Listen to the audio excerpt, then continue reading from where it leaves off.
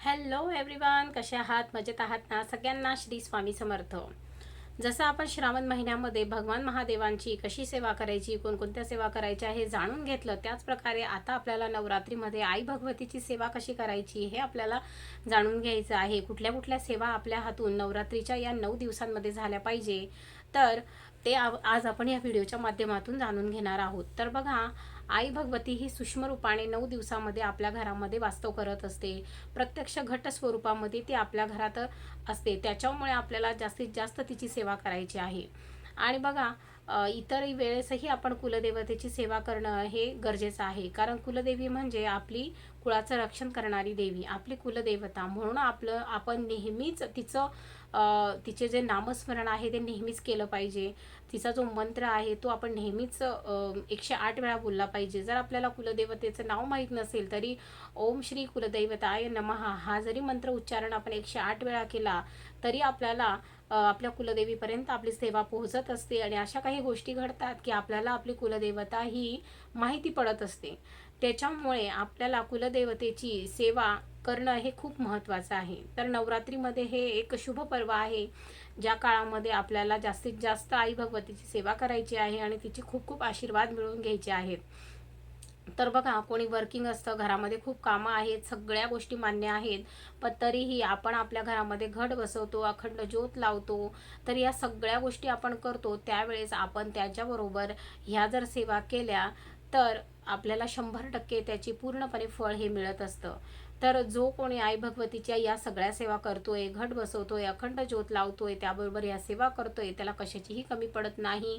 त्याला आलेले अनुभव हे तुम्ही यूट्यूबवर बघतच असतात की प्रत्येकजण आपले अनुभव सांगत असतो की आम्हाला हा अनुभव आला, आम्हाला तो अनुभव आला. त्याचप्रकारे आपल्याला सुद्धा अनेक अनुभव येऊ शकतात. आपल्या जे अडलेले कामं आहे, काही आपल्याला अडचणी आहे, आपल्याला दुःख असतील, हे सगळे दुःख, आपले असलेले प्रॉब्लेम हे सगळे दूर होऊ शकतात. तर त्याच्यामुळे आपल्याला काही या सेवा आहे ज्या खूप महत्त्वाच्या आहेत, त्या आपल्याला नक्कीच करायच्या आहेत. तर त्याच्यामध्ये सगळ्यात महत्त्वाची आणि प्रभावी सेवा म्हणजे सगळ्यात आधी दुर्गा सप्तशतीचे पाठ करणं. तर हो, दुर्गा सप्तशती हे असं एक प्रभावी ग्रंथ आहे, प्रभावी माध्यम आहे, ज्याच्या थ्रू आपण देवी आईची सेवा करू शकतो. कारण देवी आईचं म्हणजे पूर्णपणे त्याच्यामध्ये आपल्याला काय म्हणता, कसं काय त्यांनी ते युद्ध केले, कोणत्या कोणत्या राक्षसांना त्यांनी कसं कसं मारलं, हे सगळं एक्सप्लेनेशन त्या ग्रंथात दिलेलं आहे.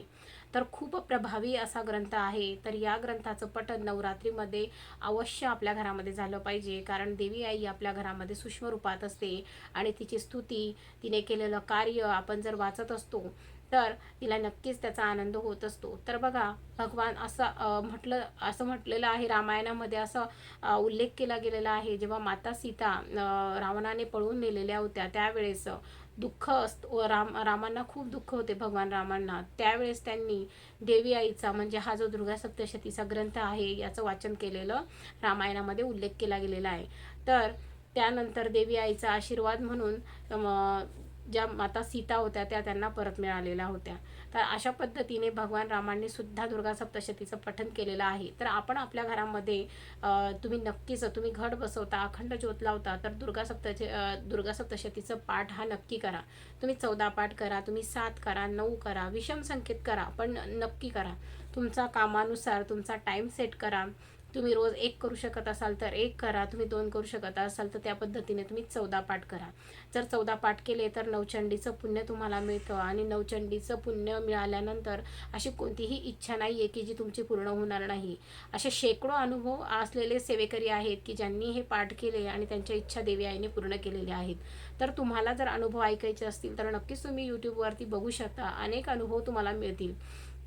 पण मलाही स्वतःला खूप अनुभव या ग्रंथाचे आलेले आहे. मलाही हे आधी माहीत नव्हतं, पण जेव्हापासून मी सेवेकरी झाले तेव्हापासून मला हे पाठ पारायण माहीत झाले आणि मी ते करायला लागले. आणि माझ्या आयुष्यामध्येही अनेक बदल त्याने झालेले आहेत, अनेक गोष्टी मी अचीव केलेल्या आहेत.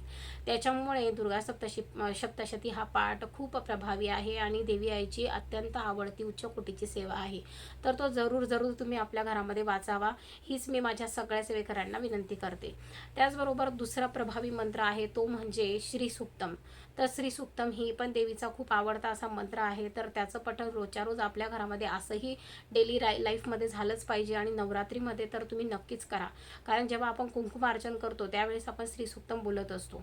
तर श्री सूक्तम बोलत असताना तुम्ही देवीच्या टाकावर किंवा श्रीयंत्रावरती कुंकुमाचं अर्चन करावं. त्याने ही आपली सेवा खूप प्रभावी ठरते. तर तुम्ही 16 वेळा श्रीसूक्तम बोलायचं आहे कुंकुमार्चन करताना, किंवा 1 वेळा बोललं तरी चालतं, पण 9 दिवसांमध्ये तुम्हाला श्रीसूक्तमचे पाठ करायचे आहेत. आणि 16 वेळे केले तर अतिशय उत्तम. याच्यासारखं दुसरा प्रभावी सेवा तुमच्याने कुठलीही होणार नाही असं समजा हवं तर. तर 2 नंबर, पहिला म्हणजे दुर्गा सप्तशती, दुसरं म्हणजे श्रीसूक्तम. ह्या 2 खूप प्रभावी सेवा आहे. आणि तिसरं म्हणजे महालक्ष्मी अष्टकम. तर महालक्ष्मी अष्टकमचे सुद्धा तुम्ही पाठ करू शकता. त्याचे तीन वेळा तुम्ही वाचा, रोजच्या रोज, किंवा 1 वेळा वाचा. तर महालक्ष्मीला अतिशय प्रिय असलेला असा हा श्लोक आहे, जो प्रत्येकाने आपल्या घरामध्ये नवरात्रीला तुम्हाला पठण करायचं आहे. तर बघा, मी नित्यसेवेचं पुस्तकच घेऊन बसले आहे तुम्हाला सांगण्यासाठी की तुम्हाला या नवरात्रीमध्ये महत्त्वाचे स्तोत्र कोणते कोणते वाचायचे आहे.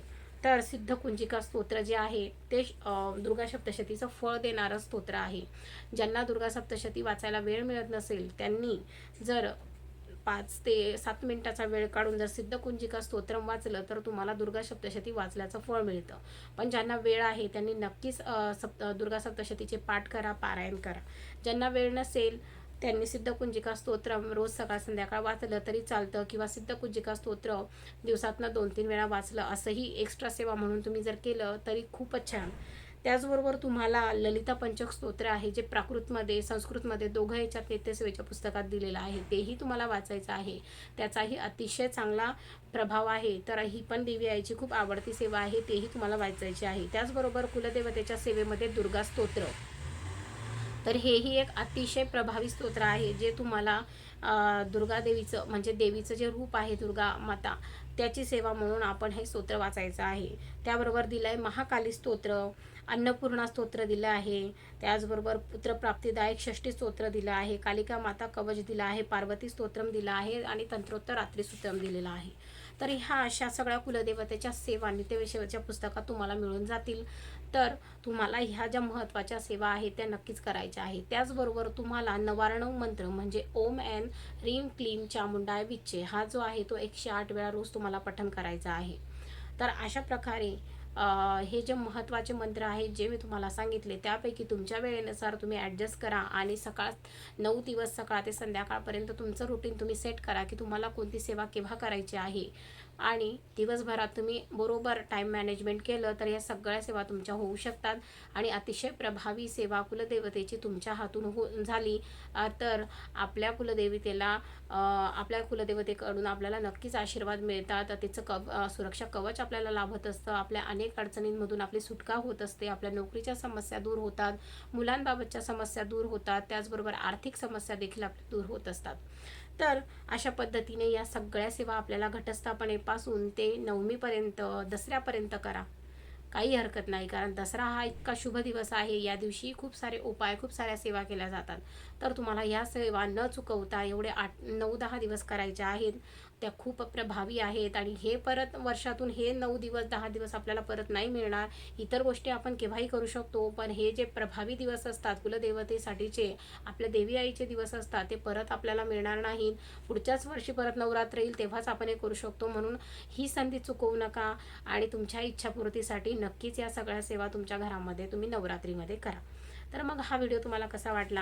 आवडला असेल तर नक्की लाईक करा, चॅनलला सबस्क्राईब करा आणि जास्तीत जास्त व्हिडिओ शेअर करा. तुमच्या फ्रेंड्सला सांगा. त्यांना चॅनल माहीत नसेल तर ठीक आहे, काही हरकत नाही, पण तरीही तुम्ही ओरली त्यांना सांगू शकतात की नवरात्रीमध्ये तुम्ही ह्या सेवा करा तर तुम्हाला त्याचे चांगले परिणाम मिळतील. अशा पद्धतीने तुम्ही ओरली ही माहिती देऊ शकता. तर मग चला पुन्हा एकदा भेटू अशाच नवीन व्हिडिओसोबत. तोपर्यंत श्री स्वामी समर्थ.